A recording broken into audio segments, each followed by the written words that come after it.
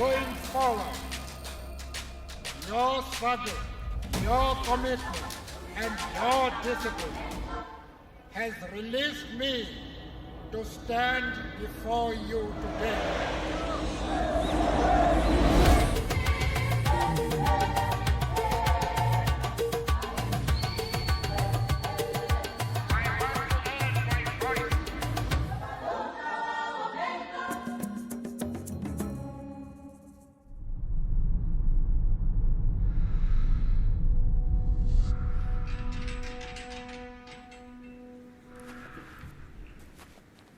Well, a bit about myself. My name is Ndileka Mandela.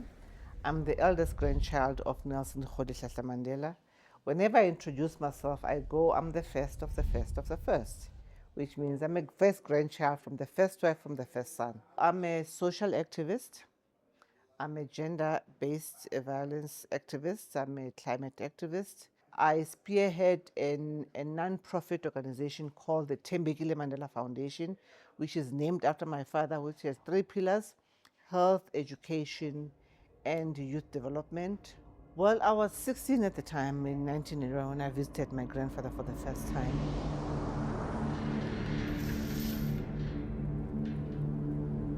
It was in 1981. It was winter, cold, raining. And I remember my aunt had told me that I mustn't sit below deck because I'll get nauseous. But of course, it was raining. These boats were nothing that looked like what you have now. We're going to Robben, a big ferry. It was like typical fishing trawler. And of course, because it was raining, I sat below deck, and the waters were choppy because it was windy. We arrived in Robben Island, you're taken to a waiting room, and this long corridor. Of course, if you're visiting the political prisoners, you're isolated from the group that is visiting the general population.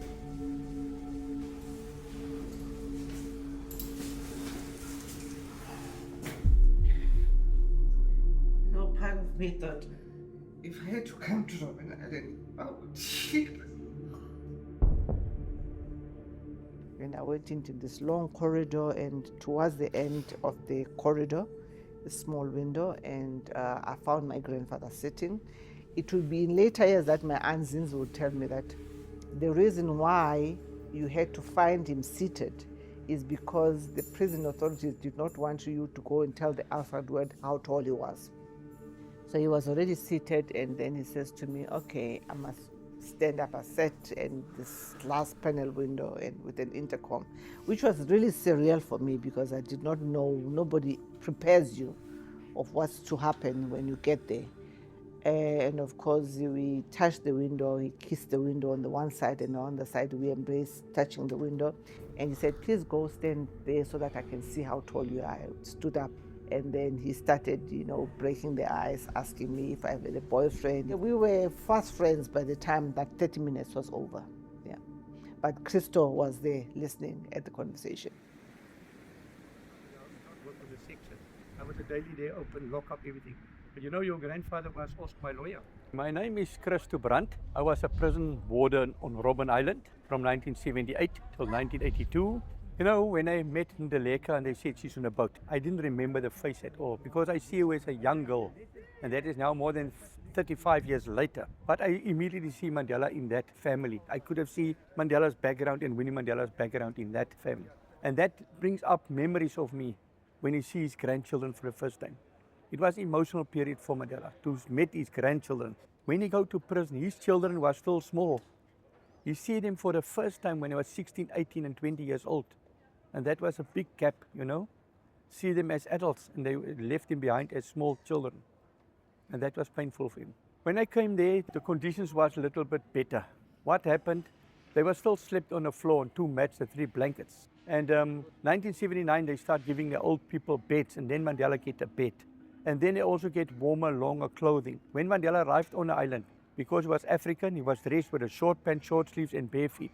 Well, the general atmosphere, because you were not exposed to how they were living, all you could see was this cubicle where he was sitting. Even the benches where you sat to wait were cement benches, and it was really cold, hard, and very dreary.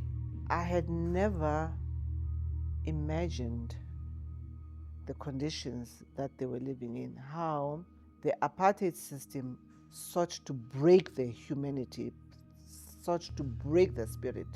Now, you must remember my grandfather was a proud African man. The first thing they did to dehumanize him was to give him short pants, which is, in our culture, an abomination and also a sign of disrespect, because if you're wearing short pants, it means you're a boy. In our culture, it means you have not been circumcised. And my grandfather was a full-fledged grown man, which is why he was given the name Talibunga after he got circumcised. That's number one. Number two, this was the head of a household that was made to urinate and defecate in a bucket in the same room. That's how they sought to strip them of their humanity, of their spirit. Third one is, as I saw in the opposite cell, which is, I believe, was Walter Sisulu's cell. It had a window, but the window was overlooking a closed door so that these people could not communicate after the doors were shut. They were literally tortured mentally, emotionally, on a daily basis. And yet, all these ill treatment and atrocities they faced in prison never stripped them of their spirit. It never stripped them of their humanity. It actually built more character. My salutations will be incomplete without expressing my deep appreciation for the strength given to me during my long and lonely years in prison by my beloved wife and family. You know, the place has totally changed. When Mandela was brought here, this place was customs. You go through custom gates. It means it's not like open today for the public. It means when Winnie Mandela and people come to visit, they must apply it in writing. And then they give them a permit. And with that permit, they could have come to visit. And they show that at customs. Customs allow them through to the building here. And then they come there, and then they get onto they go through scanners. And then they load them on the boat. Always on the top deck. Even if it's raining, bad weather, rough seas conditions, they will load them on the boat. That is one of the historic boats who came 1977 on Robben. And I'm sure Ndileka was one of the people being carried on this boat. This boat, Susan Kruger, is named after Minister Jimmy Kruger's wife, the Minister of Prison Service that year. Her name was Susan Kruger. But you know, when I met Mandela, he was a humble, down-to-earth person. Treat me with respect. But he said to me, Mr. Brandt, when I came on Robben, I was a fighter. There are many people who feel that it is useless and futile for us to continue talking peace and non-violence against a government whose reply is only savage attacks. I was aggressive. I hate these guards around me. But when I realized one of my comrades come to me and asked me, Comrade, I can't read or write, can you help me? He was shocked that his people can't read or write around him. More than 65% of the people was uneducated. That's where he put pressure onto government. Let us educate ourselves in this prison, enroll to studies. And the guards is also not educated. That's where he put pressure to his comrades and said, Comrades, let us put pressure to the guards to educate themselves too. And that's where the change come between prisoners and the guards on Robben Island. And he always have a message to spread to his grandchildren. He always talked to his grandchildren to educate themselves, to prepare them. He was always worried about their education.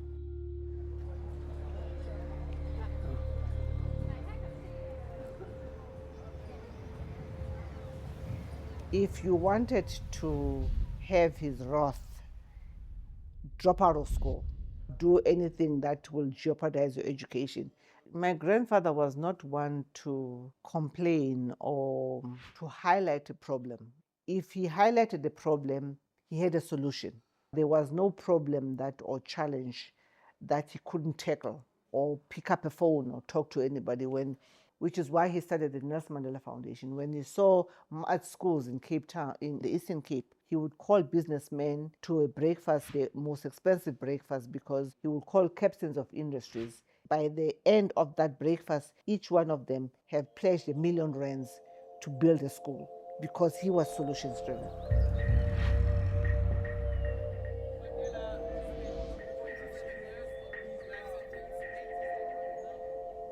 He also had this sense of simplicity. Granddad was a simple rural boy at heart. I mean, this is a man that could ask for anything and it would be given to him.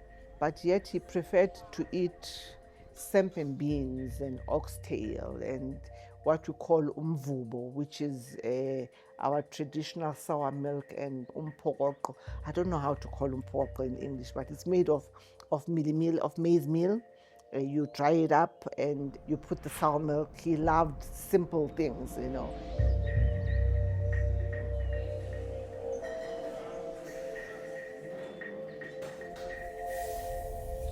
I'm Xoliso Ndoyiya, the former personal chef of Mr. Mandela. I am here now at the Sanctuary Mandela and doing what I used to do for many years. I have been serving him for 22 years and I intend to live there serving in his place. I'm cooking one of his best dish, which is oxtail stew, samp and beans or mashed potato, but today I'm serving it with mashed potato. The reason why I'm cooking this is because I couldn't stay 3 days in a week not cooking this dish, because he would call people and the guests to come and join him because he wants to eat this. Tata will invite the business people, and he will have chosen days that this day is for the business people and the other day is for something or something. In the morning, he's calling them to come and have breakfast with him. So now when I serve and I give the people food, Tata will call me, ask them to call me in the kitchen so that I can come and take my own credit. Now they are busy saying to me, thank you, Mr. President, for the day and for the meal. But now he will say, come. And I will listen to him. He said, Oli, these people are supposed to say thank you to you, not to me, because you're the one who deserve the credit. So that was the respect that we'll get from Mr. Mandela. I remember when I found him eating the most, in the morning, the most sugar-coated cereal. I asked him, why are you eating this? Because the doctors, after you have eaten, they will come and test your sugar levels and everything. So he said, okay, Kodi, come and sit here. Then I sat next to him. I could see that his face is not the same as I saw him in the morning. So he said, Koli, I think I've honored my mother enough. So he told me the story of him eating that. It was so sad for me to hear him telling me that, you know, this porridge, I ate it as I was a young boy growing up. My mother used to feed me this porridge. He told me that this porridge, I've eaten it. And I still eat it after prison, only because I was saying sorry to my mother, and I was saying, Mommy, I'm still with you. You're still close to me. That was my sorry to my mother, because I had left and I didn't even bury my mother. So that was the way he was saying that I'm still with you, Mommy, and I still remember what you used to feed me. And so for me, that I was representing his mother by serving him the same kind of food and the same way that he used to be served. I was so touched about that. To be honest, I've never felt myself as an employee in his house. Usually I was like a daughter, I was like one of his daughters, family, and then that's what he would always do to all of us. It was the simplicity. He remained a rural boy at heart through and through. It never changed who he was. When he got released, I had the illusion that, yeah, he'll be my grandfather. We can go for coffee, we could go for movies. But that was shattered, because he now became the grandfather of the entire world, with everybody wanting his attention.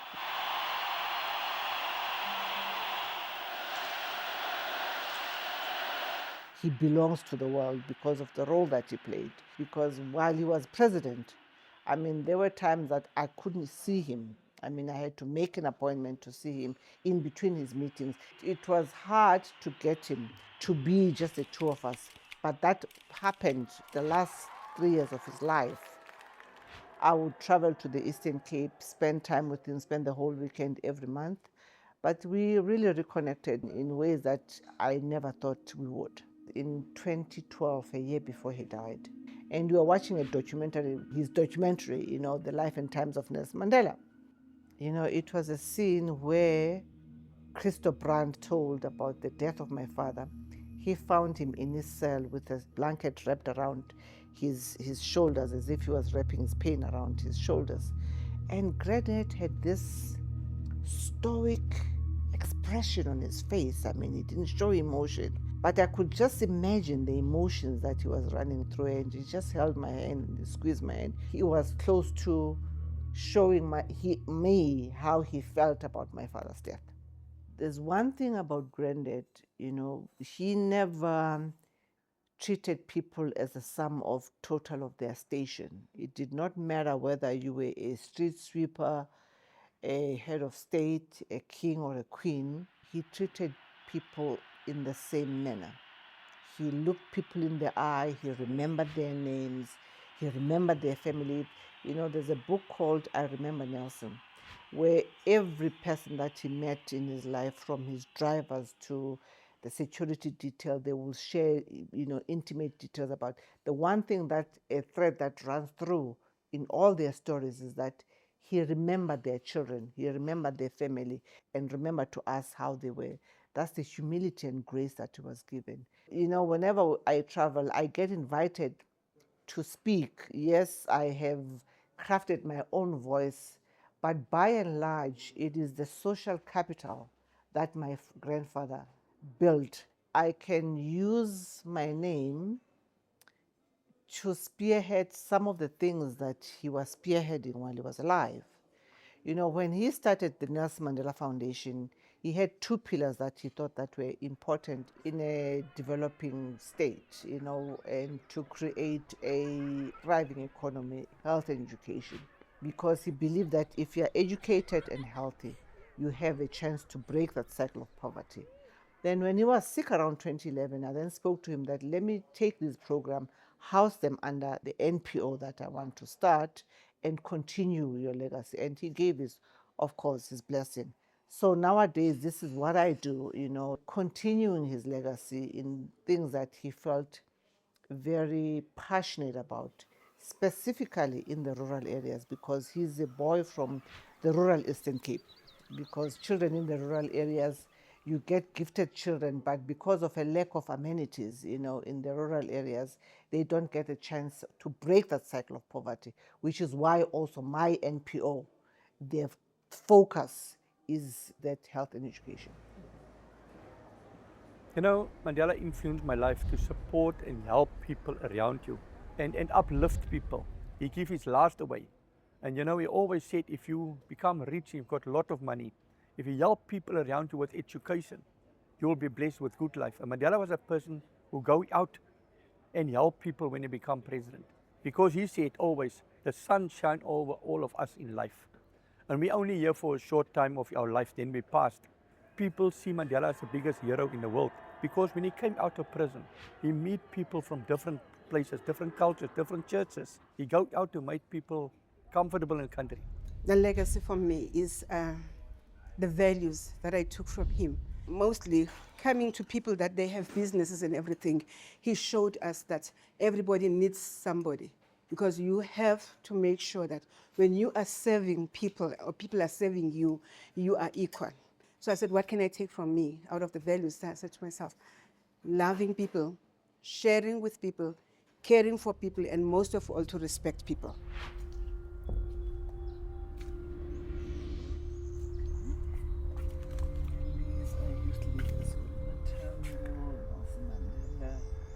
He was an iconic leader.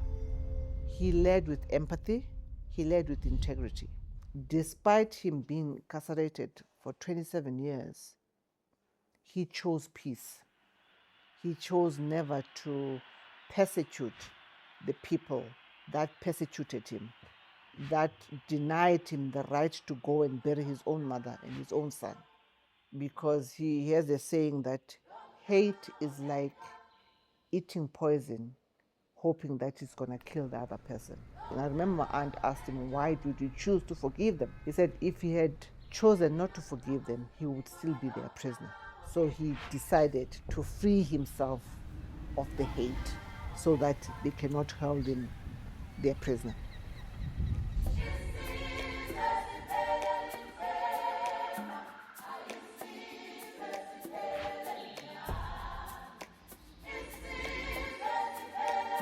It is a legacy of resilience. It is a legacy of peace.